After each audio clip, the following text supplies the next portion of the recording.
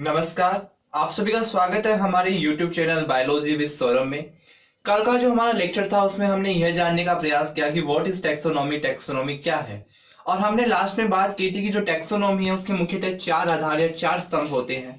पहला जो आधार है वो है आइडेंटिफिकेशन यानी पहचान।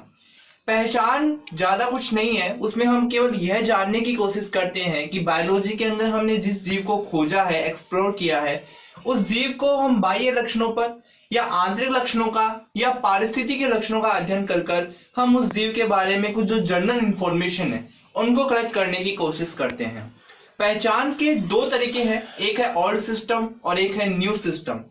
ओल्ड सिस्टम के बारे में लीनियस ने बताया था और ओल्ड सिस्टम में हम केवल उस ऑर्गेनिज्म के बाह्य लक्षणों का ही अध्ययन करते हैं, और जबकि न्यू सिस्टम जो है उसके बारे में 1940 में जूलियन हेक्सले ने बताया और उसमें हम बाह्य लक्षणों के साथ साथ जीव के आंतरिक लक्षणों का भी अध्ययन करते हैं और पारिस्थितिकी के लक्षणों का भी अध्ययन करते हैं। मतलब मोटा मोटी यह बात है कि आइडेंटिफिकेशन में हम केवल बाह्य लक्षणों का या आंतरिक लक्षणों का अध्ययन कर उस जीव की पहचान करते हैं।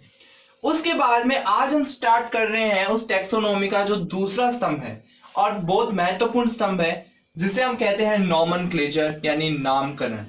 इसे आप एग्जाम्पल ले सकते हो, जैसे हमारे घर में जब भी कोई नया बच्चा जन्म लेता है हम सबसे पहले ऐसे पहचान करते हैं, मतलब डॉक्टर में आके बोलता है भी लड़का हुआ है या लड़की हुई है, ठीक है। सबके एक अलग अलग आइडेंटिफिकेशन होता है, हमने उसको आइडेंटिफाई कर लिया। उसके बाद में हमारे घर पर 10 दिनों बाद में दसोटन का प्रोसेस होता है, ठीक है। उस दसोटन के प्रोसेस में हम क्या करते हैं, उस बच्चे को एक नाम देते हैं ताकि जब घर के अन्य सदस्य उस बच्चे को बुलाए तो एक स्पेसिफिक नाम तो होना उस बच्चे का, कि जब उस नाम से पुकारे तो केवल वही बच्चा आए, कोई दूसरा बच्चा ना आए, ठीक है। जैसे हमारी दुनिया के अंदर बहुत से लोग हैं और सबके अलग अलग नाम होते हैं ताकि उस नाम से जब उसको पुकारे तो केवल वही व्यक्ति आए या हम उस नाम से उस व्यक्ति को जान जाते हैं। वही सिस्टम बायोलॉजी में भी है। मैंने कहा कि 1.7 से 1.8 बिलियन जीव पाए जाते हैं, तो अब इतने सारे जीव जो है उनका कुछ अलग अलग नाम होना चाहिए ताकि कोई एक ऐसा नाम जिस नाम से पूरे विश्व में उसको जाना जाए, और वही नाम इस नॉमेनक्लेचर के तहत हर एक ऑर्गेनिज्म को या हर एक जीव को दिया जाता है। तो नॉमेनक्लेचर जो है उसके अंदर हम सबसे पहले ये है कि इसके अंदर जो नाम दिया जाता है किसी भी जीव को उसे हम क्या बोलते हैं, वैज्ञानिक नाम या मानक नाम कहते हैं, ठीक है। वैज्ञानिक नाम कहते हैं या मानक नाम कहते हैं जो नाम नॉमेनक्लेचर के तहत किसी भी जीव को दिया जाता है, और ये वह नाम होता है जिस नाम की सहायता से उस जीव को पूरे विश्व में जाना जाता है। अब जीवों को नामकरण करने की जो पद्धति है, यानी हम जीवों को नाम किस प्रकार से दे, जैसे हमारे यहाँ पर जो पंडित जी होते हैं वो नाम दे देते हैं, ठीक है, क्योंकि वंशावली पहले से चली रहती है, हमें पता है कि इस वंश में जन्म लिया तो गोत्र तो जो हमारी जाति होती है वो तो जुड़ जाती है, बस नाम चेंज होता है। बट यहाँ पर वो सिस्टम नहीं है। यहाँ पर जीवों को नाम देने का थोड़ा सा अलग सिस्टम है। कुछ संस्थाएं हैं जो क्या करती है, जीवों को नाम देती है। तो सबसे पहली जो पद्धति है नॉमेनक्लेचर की, वो पद्धति है द्विनाम पद्धति।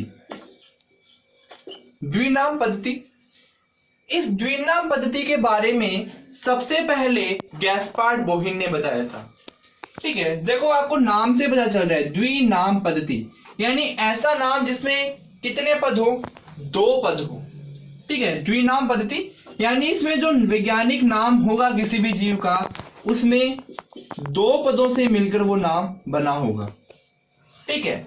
अब द्विनाम पद्धति के बारे में मैंने आपको बताया कि सबसे पहले बताया किसने, गैस्पार्ड बोहिन ने।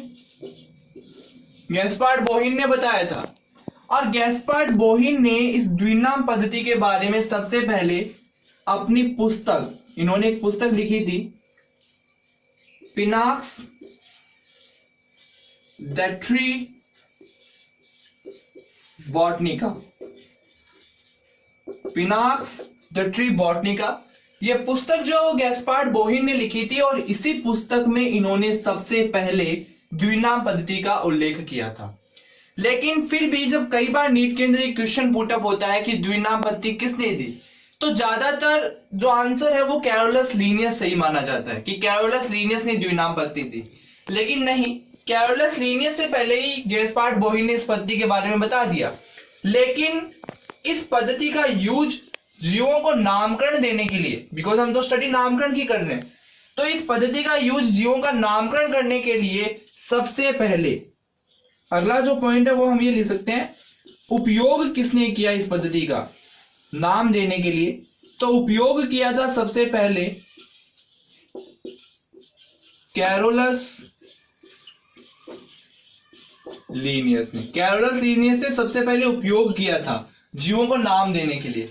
इसीलिए जब क्वेश्चन आता है कि द्विनाम पद्धति किसने दी, तो हम कैरोलस लीनियस को सही करते हैं, ठीक है। लेकिन यदि जो 4 option, because multiple choice question आते हैं नीट में, 4 ऑप्शन आएंगे, यदि चारों ऑप्शन में गैस्पार्ड बोहिन का भी नाम दिया गया और कैरोलस लीनियस का भी नाम दिया गया, दोनों ही नाम है ऑप्शन में, तब तो हम सही गैस्पार्ड बोहिन को करेंगे। और यदि गैस्पार्ड बोहिन का नाम ना दिया गया हो बट कैरोलस लीनियस का नाम है, तो हम किसके साथ जाएंगे? कैरोलस लीनियस के साथ जाएंगे। अब देखो कैरोलस लीनियस जो है, इन्होंने भी 2 बुकें लिखी थी, जैसे गैस्पार्ड बोहिन ने तो इस बुक में अपनी इस पद्धति के बारे में बताया। अब कैरोलस लीनियस ने जब जीवों को नाम दिया इस पद्धति का यूज कर, तो इन्होंने 2 बुक लिखी और उन दोनों ही बुकों में इन्होंने अलग अलग जीवों का नामकरण बताया। जो पहली बुक इन्होंने लिखी थी कैरोलस लीनियस ने, वो है स्पीसीज प्लांटेरम। स्पीसीज प्लांटेरम, और ये स्पीसीज प्लांटेरम में कैरोलस लीनियस ने पादपों का नामकरण किया। किसका नाम किया? हमने देखा था कि जीव 2 प्रकार के हैं, सजीव जो है पादप और जंतु मुख्यतः। तो स्पीसीज प्लांटेरम में कैरोलस लीनियस ने पादपों का वैज्ञानिक नाम दिया। और जो दूसरी बुक है वो है सिस्टेमा नेचुरी। सिस्टेमा नेचुरी, तो सिस्टेमा नेचुरी में कैरोलस लीनियस ने जंतुओं का नाम दिया। किसका? एनिमल्स का जो नाम है वो सिस्टेमा नेचुरी में दिया कैरोलस लीनियस ने। तो ये तो हमारे कुछ मुख्य पॉइंट। अब 2 क्वेश्चन यहां से कई बार पुटअप होते हैं। वो 2 क्वेश्चन ये है कि स्पीसीज प्लांटेरम में कैरोलस लीनियस जो पादपों का नाम दिया था, वो दिया था इन्होंने 1 मई, ध्यान रखना 1 मई 1753 को। 1 मई 1753 को इन्होंने स्पीसीज प्लांटेरम में पादपों के नाम दिए थे। यानी 1 मई 1753 से पहले मान लो कि कोई पादप प्रजाति खोजी गई है, तो उसका जो नाम प्रचलित है वो अमान्य करार दे दिया जाएगा। 1 मई 1753 के पश्चात जो नाम पादपों को दिए गए हैं वही क्या होंगे? वैश्विक स्तर पर मान्य होंगे। किस नाम से? वैज्ञानिक नाम से पादपों के। और जो सिस्टेमा नेचुरी में नाम दिया था कैरोलस लीनियस ने जंतुओं का, ये सिस्टेमा नेचुरी के पहली तो आप ये ध्यान रखना 10वें संस्करण में दिया। इस बुक का जो 10वां संस्करण प्रकाशित हुआ था सिस्टेमा नेचुरी का, उसमें जंतुओं का नामकरण किया कैरोलस लीनियस ने। और ये 10वां संस्करण प्रकाशित कब हुआ? ध्यान रखना 1 अगस्त 1758। ये दोनों ही डेट आप नोट कर लीजिए। स्पीसीज प्लांटेरम 1 मई 1753 को प्रकाशित हुई, जिसमें पादपों का नामकरण किया कैरोलस लीनियस ने। और सिस्टेमा नेचुरी का 10वां संस्करण 1 अगस्त 1758 को प्रकाशित हुआ, जिसमें जंतुओं का नामकरण किया कैरोलस लीनियस ने। यह है द्विनाम पद्धति, किसने दिया, किसने उपयोग किया। अब इस पद्धति का कुछ नियम है, उन नियमों के तहत क्या किया जाता है? जीव का नामकरण किया जाता है। अब हम उन नियमों को जानने का प्रयास करते हैं कि वो कौन कौन से नियम है।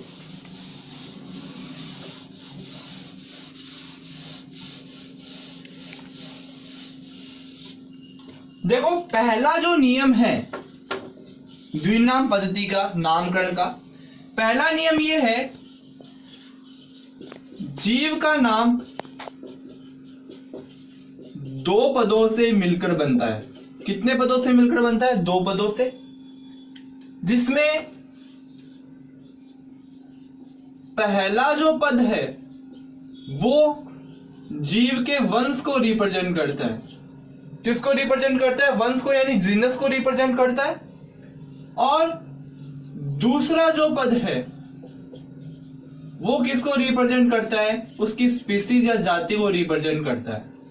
जीव की जाति को दिखाएगा दूसरा पद, और पहला पद जो है वो वंश को या जीनस को दिखाएगा। ठीक है। दूसरा जो रूल है या दूसरा जो नियम है द्विनाम पद्धति का, वो ये है कि वैज्ञानिक नाम, बिकॉज जो हम नाम दे रहे हैं वो नाम क्या कहलाता है, वैज्ञानिक नाम कहलाता है। वैज्ञानिक नाम लैटिन भाषा में लिखे जाते हैं, लैटिन भाषा में लिखे जाते हैं। दूसरा, तिरछे लिखे जाते हैं।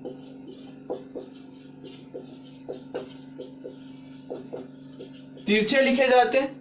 और इसी में एक नियम ये जोड़ा गया कि वैज्ञानिक नाम लैटिन भाषा में लिखे जाते हैं और तिरछे लिखे जाते हैं। तो देखो, जब हम कंप्यूटर से टाइप कर रहे होते हैं तब तो हमारे पास ऑप्शन होता है इटालिक का।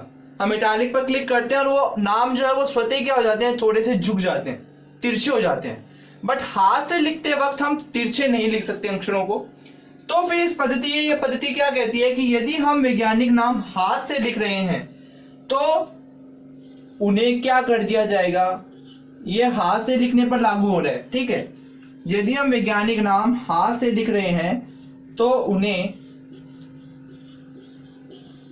रेखांकित कर दिया जाएगा, अलग अलग रेखांकित, अलग अलग करेंगे, ये चीज ध्यान रखना, रेखांकित करते हैं, ठीक है। तीसरा जो नियम है वो ये है कि वंश का नाम कैपिटल अक्षर से स्टार्ट करते हैं। वंश का नाम बड़े अक्षर से प्रारंभ करते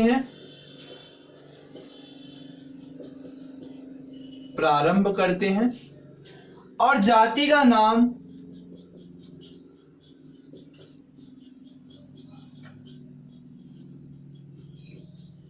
छोटे अक्षर से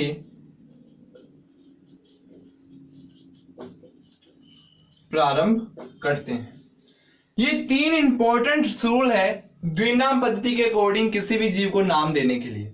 पहला है कि जीव का नाम दो पदों से मिलकर बना होगा, पहला पद वंश को, दूसरा पद जाति को, यानी जीनस को, एंड सेकंड जो पद है वो किसको, स्पीसीज को। दूसरा है कि वैज्ञानिक नाम लैटिन भाषा में लिखे जाते हैं और तिरछे लिखे जाते हैं। और यदि हम उन्हें हाथ से लिख रहे हैं, ये पॉइंट जो है वो हाथ से, कि यदि हम वैज्ञानिक नामों को हाथ से लिख रहे हैं तो उन्हें रेखांकित कर दिया जाता है अलग अलग। अलग अलग का मतलब है कि वंश के नाम को अलग रेखांकित करेंगे, जाति के नाम को अलग रेखांकित करेंगे, और रेखांकित जो है वो नीचे की तरफ करते हैं। हम एक एग्जांपल देखेंगे, उस एग्जांपल के माध्यम से आपको ज्यादा बेहतर समझ आएगा। तीसरा जो पॉइंट है कि वंश का नाम बड़े अक्षर से प्रारंभ करते हैं और जाति का नाम छोटे अक्षर से प्रारंभ करते हैं। तो अब इन तीनों पॉइंटों के आधार पर मैं एक आपको एग्जाम्पल देता हूं, उस एग्जाम्पल से आई होप आपको अच्छा समझ में आएगा। देखो, इन तीनों ही नियमों का पालन करेंगे हम उस एग्जाम्पल में। तो द्विनाम पद्धति के अकॉर्डिंग हम एग्जाम्पल ले रहे हैं आम का वैज्ञानिक नाम। अभी आम का सीजन चल रहा है, हम सभी आम काफी खा रहे हैं, अमरस का लुत्फ उठा रहे हैं। तो आम का जो वैज्ञानिक नाम यदि हम लिखें तो देखो, आम का वैज्ञानिक नाम होता है, मैं हिंदी में भी लिख देता हूं, इंग्लिश में भी, मैंजीफेरा इंडिका। मैंजीफेरा इंडिका, ये आम का वैज्ञानिक नाम होता है।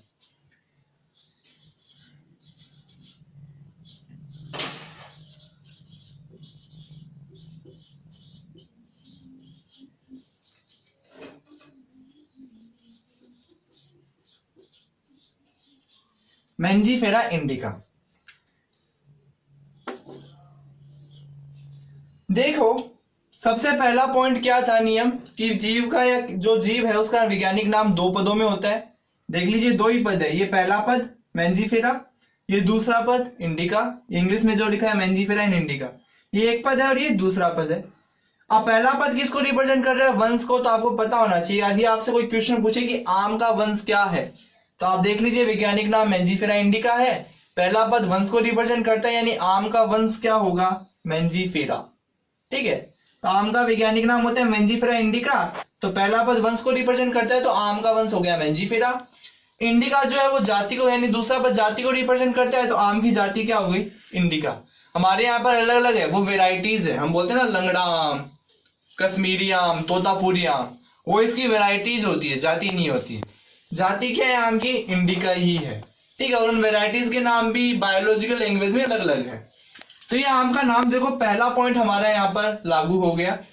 दूसरा पॉइंट था कि वैज्ञानिक नाम लैटिन भाषा में, ये लैटिन भाषा ही है मेंजीफेरा इंडिका, ठीक है, और तिरछा लिखा जाता है। लेकिन मैंने कहा था जब हाथ से लिखते हैं तो तिरछा नहीं लिख सकते, इसलिए अलग अलग रेखांकित कर देते हैं। देखो मैंने रेखांकित कर दिया है, मेंजीफेरा को अलग रेखांकित कर दिया, इंडिका को अलग रेखांकित कर दिया। ये दोनों रेखाएं मिलनी नहीं चाहिए, हमें एक लाइन नहीं दिखनी चाहिए, अलग अलग दिखनी चाहिए लाइनें। तो मेंजीफेरा अलग रेखांकित, इंडिका अलग रेखांकित। दूसरा भी नियम हो गया लागू। तीसरा नियम ये कहता है कि वंश का नाम बड़े अक्षर से प्रारंभ करते हैं। देखो मैंने एम कैपिटल लिखा है और बाकी अक्षर जो है वो स्मॉल लेटर लिखे हैं। जाति का नाम हमेशा स्मॉल लेटर से ही प्रारंभ करते हैं, छोटे अक्षर से।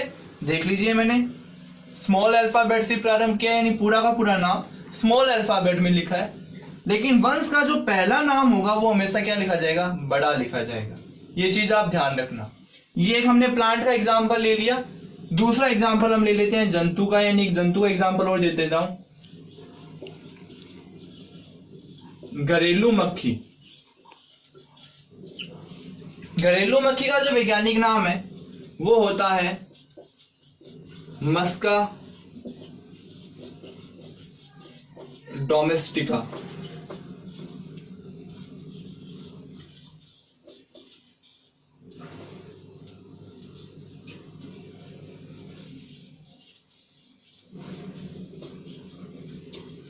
मस्का डोमेस्टिका।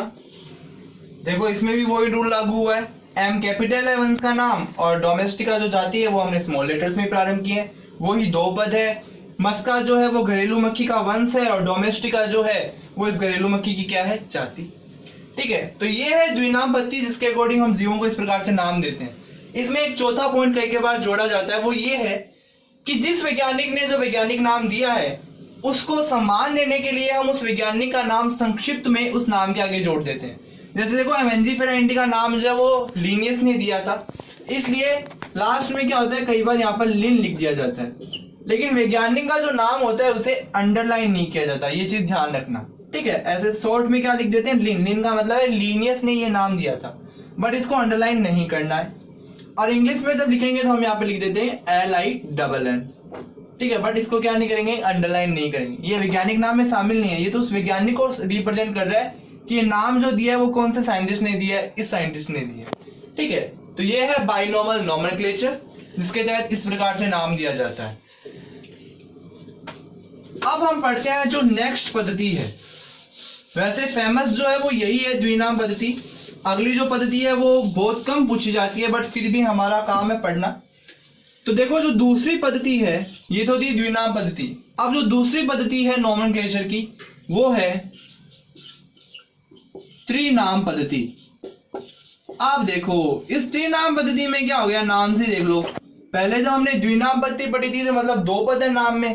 अब त्रिनाम पद्धति यानी उस जीव का जो भी नाम होगा उसमें कितने पद होंगे, 3 पद होंगे। सबसे पहले तो हम ये जानते हैं कि त्रिनाम पद्धति दी किसने, तो नोट कर लीजिए। त्रिनाम पद्धति जो है उसके बारे में बताया था हेक्सले व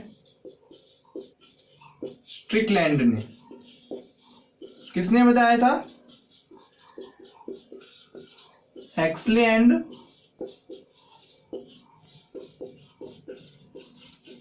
स्ट्रिकलैंड ने बताया था। ये साइंटिस्ट थे दो, इन दोनों साइंटिस्ट ने त्रिनाम पद्धति के बारे में बताया। त्रिनाम पद्धति में 3 पद होते हैं नाम में। कितने पद होते हैं, 3 पदों में नाम लिखा जाता है।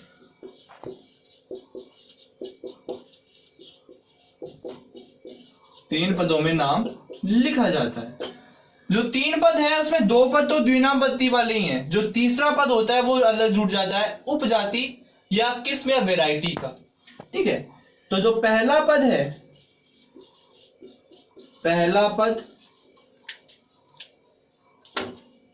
ठीक है, सेकंड पद एंड थर्ड पद।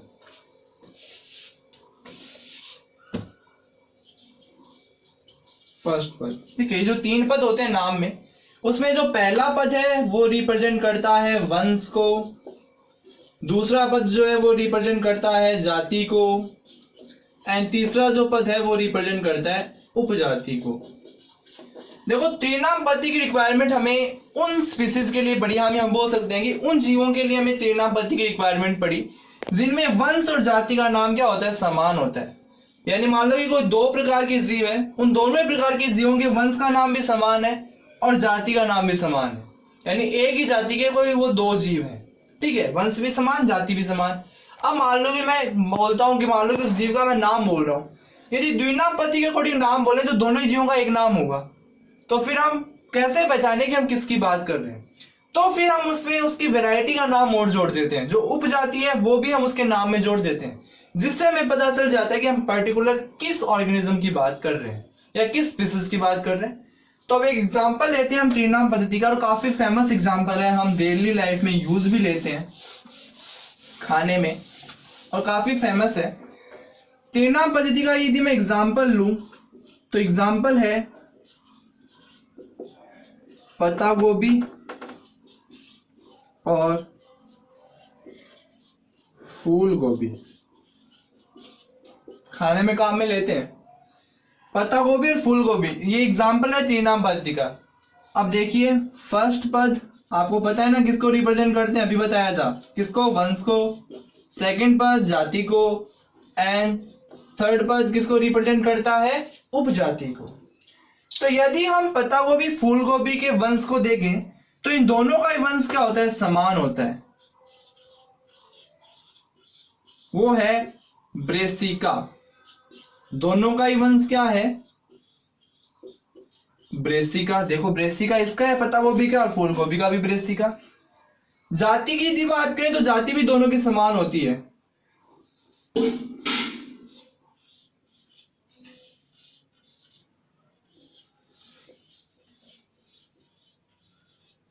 ओलेरेशिया, पत्ता गोभी की भी जाति ओलेरेशिया होती है, फूल गोभी की भी जाति ओलेरेशिया होती है। तो देखिए दोनों का ही नाम समान हो गया, बट इनकी उपजाति जो है, या हम यहां पर लिख सकते हैं किस्म। तीसरा पद किसको रिप्रेजेंट करता है, किस्म को, या उपजाति जो है वो एक ही बात है, ठीक है। ये जो है वो दोनों की अलग अलग होती है। पत्ता गोभी जो है इसकी जाति होती है, उपजाति होती है केपिटाटा, एंड फूल गोभी की होती है बोट्राइटिस, बोट्राइटिस। तो देखिए त्रिनामपति के अकॉर्डिंग अब इनको पहचानना आसान हो गया है, बिकॉज उपजाति के आधार पर ये क्या हो गई, दोनों ही अलग अलग हो गई। तो पत्ता गोभी का नाम होता है वैज्ञानिक नाम ब्रेसिका ओलेरेशिया कैपिटाटा, एंड फूल गोभी का होता है ब्रेसिका ओलेरेशिया बोट्राइटिस। जो एग्जाम्पल है हमारा त्रिनाम पद्धति का, जिसमें वंश और जाति के नाम के साथ साथ कौन सा नाम और जुड़ जाता है, उपजाति का नाम जुड़ जाता है, जो हैक्सले और स्ट्रिकलैंड ने दी थी। तो इसी के साथ जो हमारा टॉपिक है नोमेनक्लेचर का और टेक्सोनोमी का जो एक दूसरा स्तंभ है मजबूत, वो हमारा कंप्लीट होता है। आशा करता हूं कि आपको आज का हमारे जो लेक्चर है वो पसंद आया होगा। नेक्स्ट लेक्चर में हम बात करेंगे क्लासिफिकेशन की। यदि आपको हमारा ये लेक्चर पसंद आया तो प्लीज लाइक कीजिए, ज्यादा से ज्यादा शेयर कीजिए, और आप यदि हमारे चैनल पर फर्स्ट बार आए हैं तो हमारे चैनल को सब्सक्राइब भी कर लीजिए और बेल आइकन पर क्लिक कर ऑल नोटिफिकेशन को ऑन कर लीजिए, ताकि जब भी हमारा कोई नया वीडियो आए किसी नए टॉपिक पर तो नोटिफिकेशन जो है वो आपके पास सबसे पहले पहुंच जाए। धन्यवाद।